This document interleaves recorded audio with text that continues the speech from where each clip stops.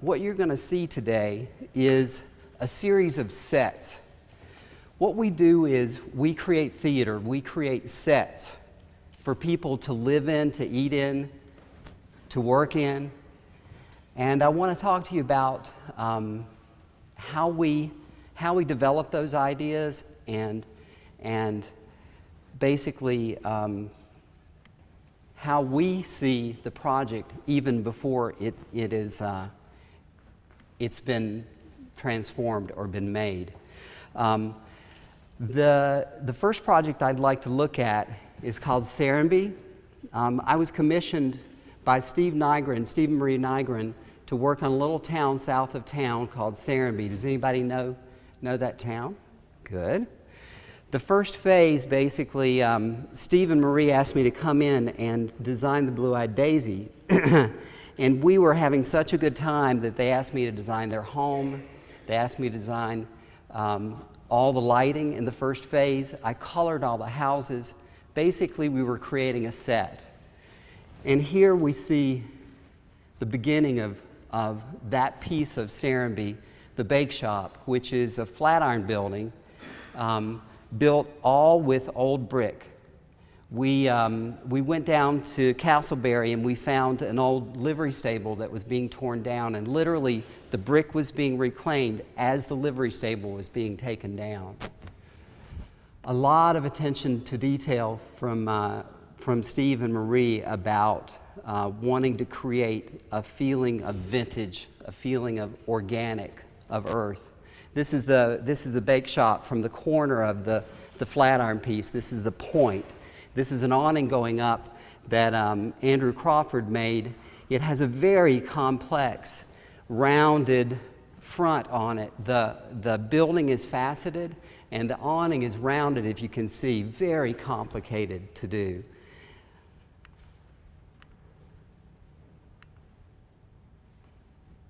So the bake shop is where you go and you basically get a pimento cheese sandwich and a cupcake. It's just a great place to hang out for the afternoon and just hang out at Serenbe. So I threw this slide in because when Steve Marie hired me to start working on the Blue-Eyed Daisy, they asked me if I would come on and that I would help with the whole town. And so I was thinking, I said yes before I even knew what I was getting into. But basically, this whole first phase of Serenbe is what I worked on. All of those homes, we created the colors, the lighting, the flow of all the houses all the way down to the bake shop. And this is actually Steve and Marie's house.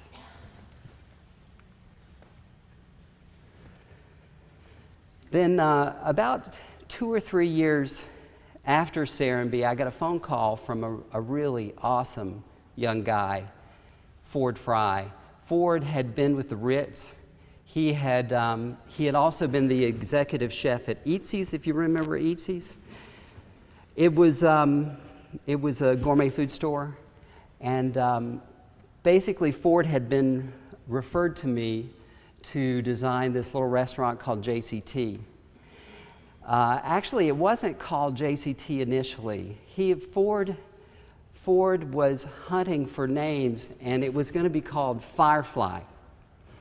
So I was designing to the name Firefly, and then a couple weeks after I had started, he called me and he said, "You know, I was down at the railroad, and I noticed at the back of the building the junction of the railroads come together. There are 2 rail lines that come together, and it's called the Vermont Junction." And so basically he said, "I think I'm going to call it the Vermont." And I said, great. So we started designing to the Vermont. And then about 2 weeks later, this is an amazing creative guy. I mean, he knows what people want. He just knows what the public loves and wants. He called me and he said, Smith, I think the Vermont sounds like a hotel. So let's call it Vermont Junction. And then 2 weeks later, it became Junction. He wanted to get rid of the word Vermont. So finally, we got a name, Junction. He's going to call the restaurant Junction. So about two more weeks pass, and and he calls me and says, you know, nobody's going to call this place Junction. And he said, everywhere I go, everywhere I drive, I see JCT. There's signs all over the roads that say JCT. And he said, our name will be all over the highway. So let's call it JCT. I said, great, let's do it. So it stuck. And this is, at this point in my career, we started to really look at seeing even before we start the project, and creating backstories, basically creating backstories for the projects. And this is JCT Kitchens. There are two backstories to JCT. There's a downstairs one, which is basically a little country club situation. And then there's the upstairs bar, which is a little more working man's place. But really, the whole project has one word to it, which is comfort. JCT is simply a comfortable place. We believe this is why this space works for the people who eat there. And this, of course, is JCT. Have some people been there? Good.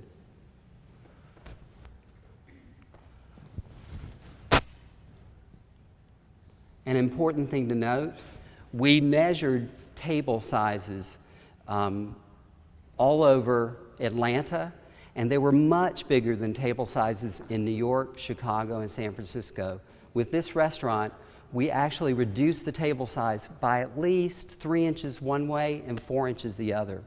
Not only that, they take these small tables and they'll turn them often and do long tables of groups and use the shortest side. And these are dimensions that are like in the Village of New York, basically.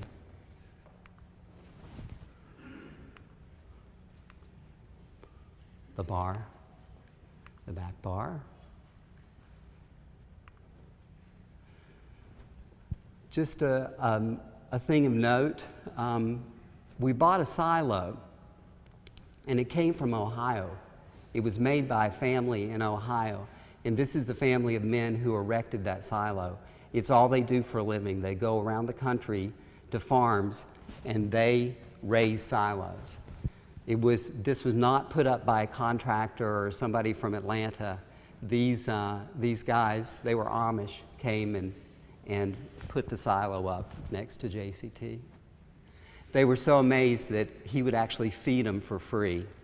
They thought they were going to go out to the local cafeteria or whatever, and he actually fed them while they were doing the silo. They loved that.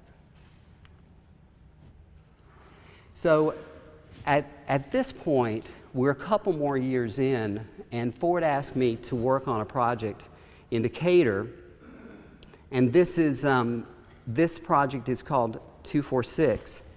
And at this point, we had really started to build backstories and really build a visual vision for these restaurants. And this is what we did. This is where we are in our business now. Basically, we find imagery that we love from the internet, from all over.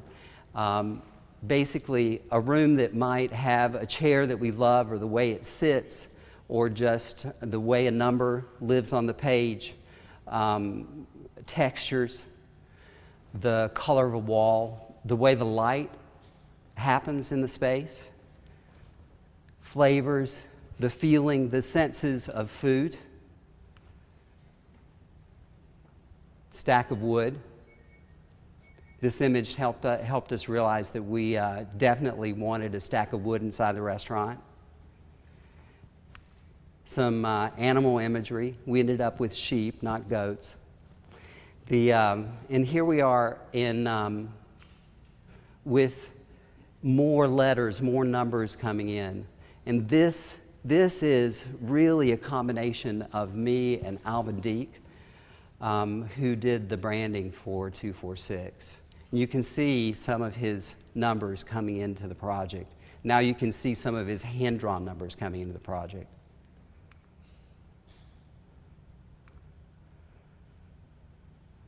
And there's actually his graphics for the menu, business cards, coasters.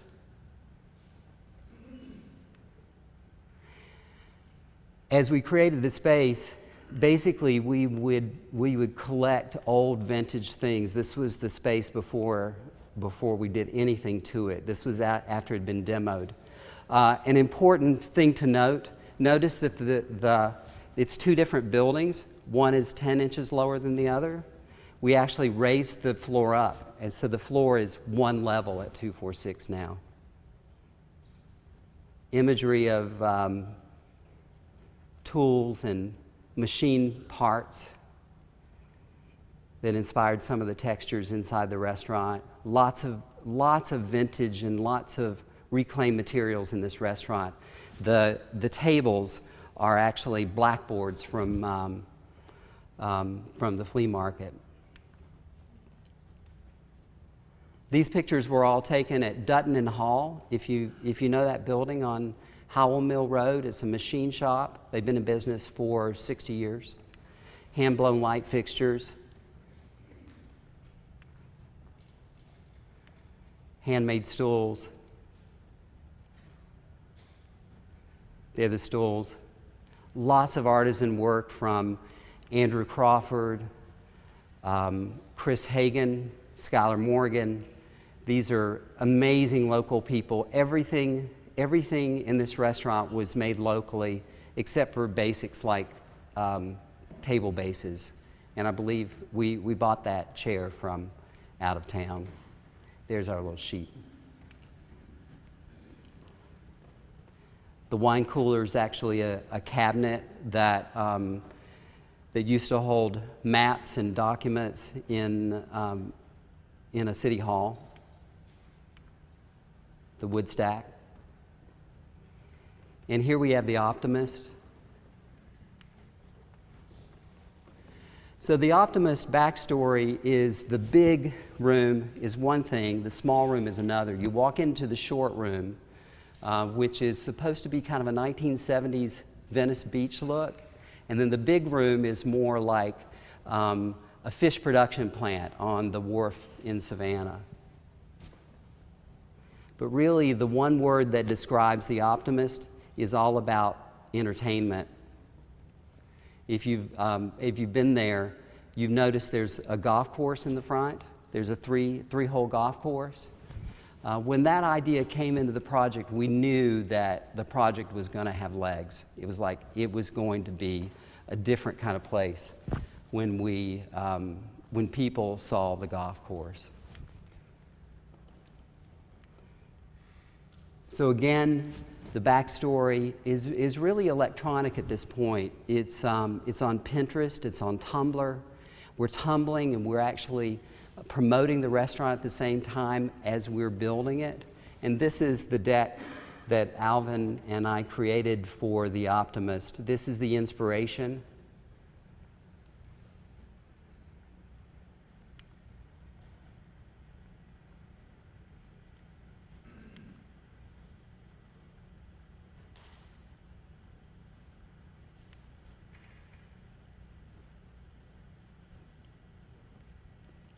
Top right, we bought all the photographs from a book called Fishing with My Dad. They're in the bathrooms.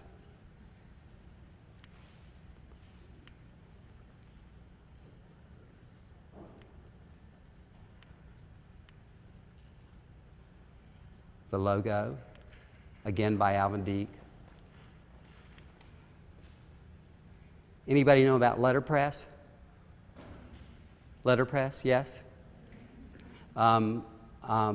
We were late on the business cards, so all the business cards initially were letterpressed.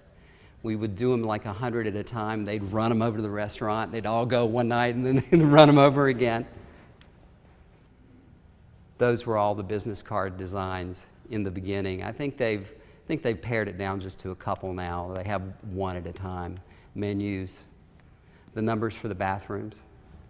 The bathrooms were basically a riff on a bathhouse at the beach. This is an old building near my hometown, near my home in Thomasville, North Carolina, an old barn building. And we copied that actual wood format. We copied that silhouette for the bathrooms, inside the bathrooms. That's the bathroom corridor.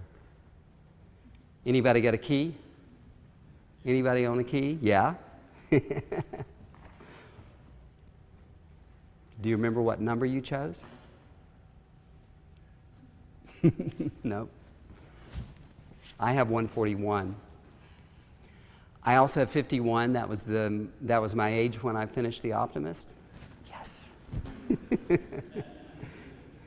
Again, inspiration. We collect all this imagery as we're building these restaurants. These are the sound panels for that restaurant. Because we got beat up so bad at 246 on the sound, we decided we had to have a sound panel of some sort. So it lives behind lobster trap, crab trap design.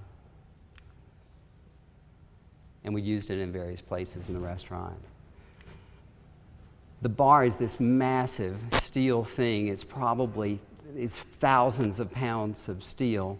And the underneath of the shelves were to resemble radiators, like an old-fashioned radiator, or a radiator from an old car, basically. There's a marquee inside the big room, and the kitchen is simple white tile. And my favorite thing, I called up Ford and I said, I'm going to Los Angeles because I just can't find all the stuff that I need for this restaurant. He said, okay. And basically I went to LA because the film industry's there. And I thought, oh, this will be easy. I'll find tons of like 1970s stuff for the Oyster Bar. And I found nothing. It was like, it was better in Atlanta. The only thing I found was this amazing shark's tooth. It's huge. It's about this big. And I framed it, and it lives in the dining room. It was $700.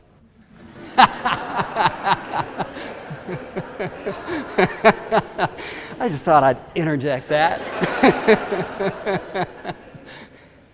It was the most expensive small thing I've ever bought for any client. So here we are in the Oyster Bar.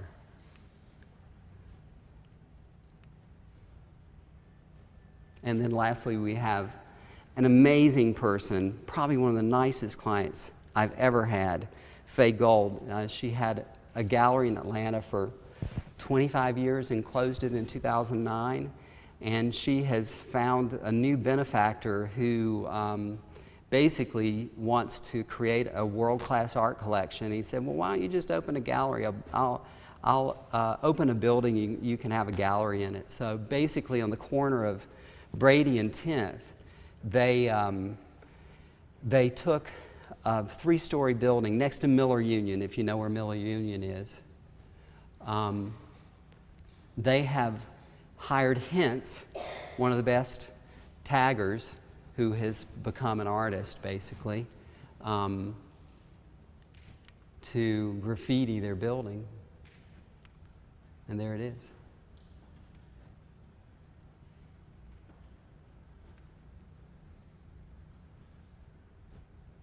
That was a lot of crane. They spent a lot of money on crane. And there we have it.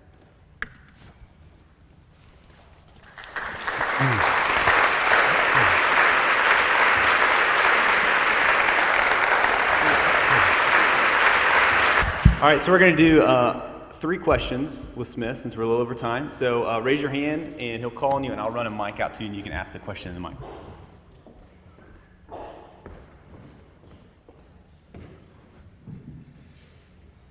Not all at once. I was curious how much of these projects were your vision and how much were you executing and collaborating with someone on their vision as well? It's absolutely a collaboration, and everything I do is a collaboration. The people that work in the studio, the client, we rarely have a client that doesn't have an opinion and doesn't have a good opinion. We have brilliant clients, and what they offer is great. They know their businesses. Anybody else? Yep. Yeah, so we saw a lot of your inspiration for your projects, but what spaces inspire you personally? Where do you like to be? Oh, I love to be out in the open. I love the ocean. I love the woods. I love the woods in Point Reyes near Marin County. I love the Baptist Children's Home, very close to my dad's house in Thomaston, North Carolina. I spent a lot of time walking on a farm there.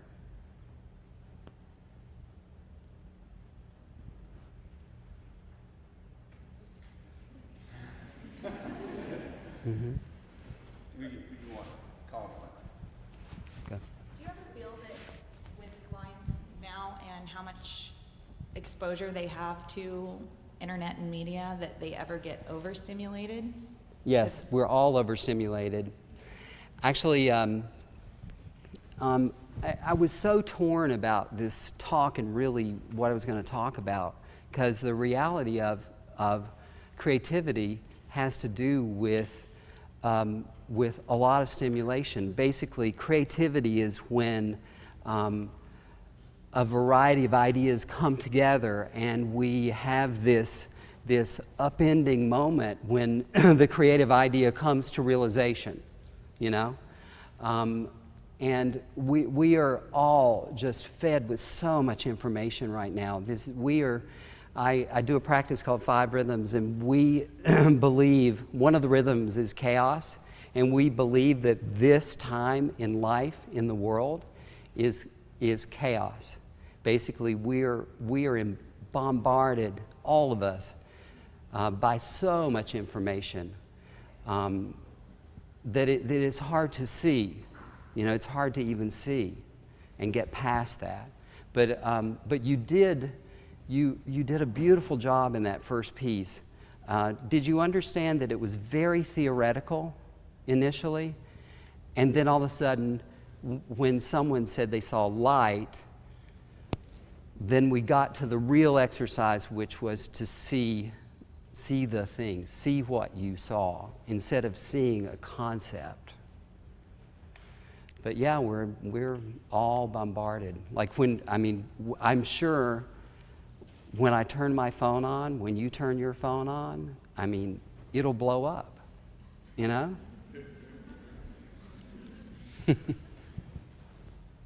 Do you have a dream project? If you could work on anything, anywhere, recreate something, build something new, what it is that you would like to do? After doing Serenbe, you know, it's such a country project. I really would love to do that in the city.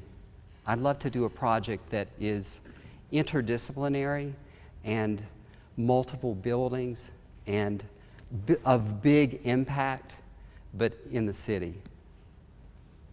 Atlanta? Could be any city, but Atlanta has a lot of space, a lot of availability for projects. There are a lot of projects going on. With regards to space, in this city, we are just about to blow open in bigger ways than you've ever seen before. Pont City Market, 280 Elizabeth, Krog Street Market, that whole corridor, the Beltline on that side. It's like nothing anybody's ever seen to hit a major American city in the next 5 years. I mean, we are sitting on, in that little corridor east of town, an amazing moment.